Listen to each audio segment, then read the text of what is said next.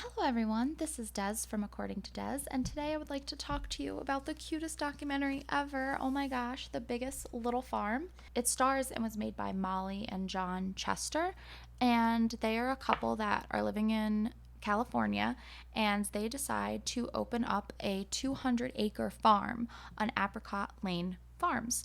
I cannot say enough good things about this film. It was so cute. I laughed, I cried. It was really inspiring. I mean, you follow Molly and John over the course of 7 years to get their farm to where they want it to be. So their idea is that they don't want to use any pesticides, they don't want to kill any wild animals, predators. They really want to have this farm work together with nature, but they just come up against so many obstacles. I mean, storms, wildfires, wind that damage the farm or destroy it at times, and wild animals and all these different obstacles that they face. I mean, snails that are damaging the leaves, and then birds are eating all their fruit, and then coyotes and gophers and aphids, everything you can imagine they are up against. And they are just such hardworking, determined people. They were so inspiring. They started with nothing and built this farm, and you follow them over 7 years, and it is just jaw dropping. I mean, I love animals. I'm vegetarian, and I really admire that lifestyle, but I could not do that. Like, I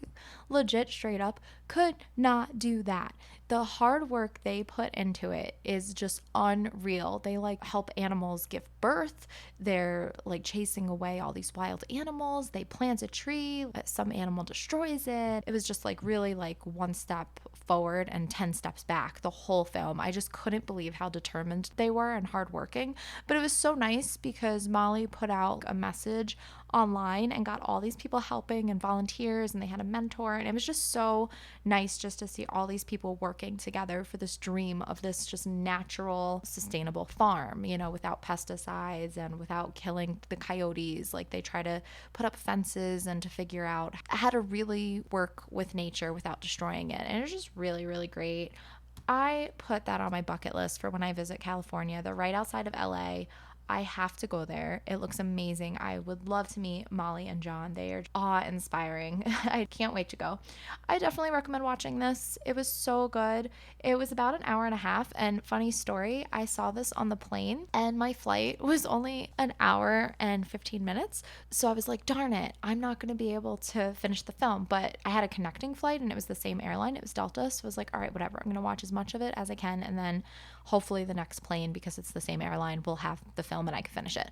I really lucked out because we got delayed on the runway. So basically what happened was we landed early, and then there was no gate available for us to get off. So we just sat on the runway for a half an hour, and it was just the perfect amount of time to finish the documentary. And I was so happy. I've never been more happy to be delayed.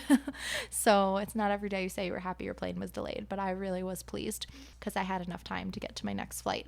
That was great. That worked out really well, and I'm so glad I watched this. I had seen the trailer a while ago and I wanted to see it so bad. I love documentaries about just farming and being vegetarian and being healthy and food. So I really liked it. I mean, I have the opposite of a green thumb. Any plant I get, I just kill it right away. I remember I really wanted Mark and I to have a tomato plant, and we bought one, and it grew so beautifully and big, and it didn't grow one tomato. It had all these amazing leaves, and it got really big, but it never grew one single tomato.